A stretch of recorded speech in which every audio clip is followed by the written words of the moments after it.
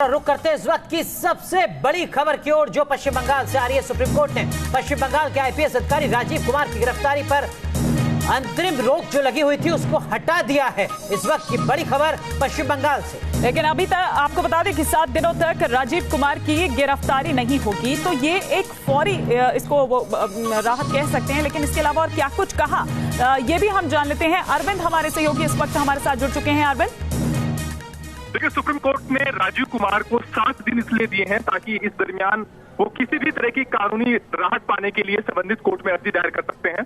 लेकिन जो पुराना आदेश था जिसमें राजीव कुमार को जांच में सहयोग देने के लिए कहा गया था और ये कहा गया था कि सीबीआई इस दरमियान उनको गिरफ्तार नहीं करेगी, उसमें सुप्रीम कोर्ट ने संशोधन किया है, यानी गिरफ्तारी पर लगी अंतरिम रोक को हटा लिया है।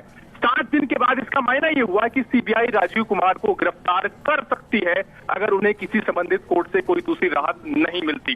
तो ये एक बड़ा झटका है राजीव कुमार के लिए। और सीबीआई का ये कहना था कि राजीव कुमार लगातार इस मामले में जो सादा चिटफंड स्कैम है उसमें एसआईटी प्रमुख थे, लेकिन उन्होंने आरोपियों को बचाने की कोशिश की, तमाम अहम सबूतों को नष्ट किया और इस लिहाज से उनको गिरफ्तार कर पूछताछ करना जरूरी है क्योंकि वो जांच में सहयोग नहीं दे रहे हैं।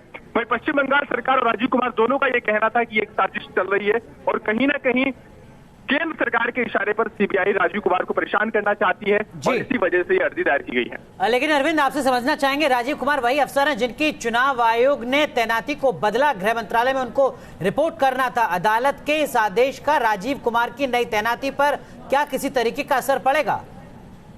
बिल्कुल, अब 7 दिन बाद राजीव कुमार को गिरफ्तार कर सकती है सीबीआई। हालांकि इस दरमियान राजीव कुमार की कोशिश रहेगी कि किसी ट्रायल कोर्ट में वो अग्रिम जमानत के लिए आवेदन कर दें ताकि सीबीआई उनको गिरफ्तार न कर पाए। लेकिन पहला जो आदेश था उसके मुताबिक सीबीआई ने कोर्ट को ये बताया कि हमने राजीव कुमार से कई बार पूछताछ करने की कोशिश की, लेकिन ना तो तमाम जो अहम सबूत है शारदा चिटफंड स्कैम के उनके बारे में जानकारी दे रहे हैं, ये भी सामने आया कि बल्कि वो आरोपियों को बचाने की कोशिश कर रहे हैं, तमाम अहम सबूतों को नष्ट कर रहे हैं। इसलिए जरूरी है कि उनको हिरासत में लेकर पूछताछ की इजाजत दे दी जाए। तो यही वजह है कि सुप्रीम कोर्ट ने आदेश में संशोधन किया है, किस्म से सीबीआई की दलीलों से सहमति जताते हुए।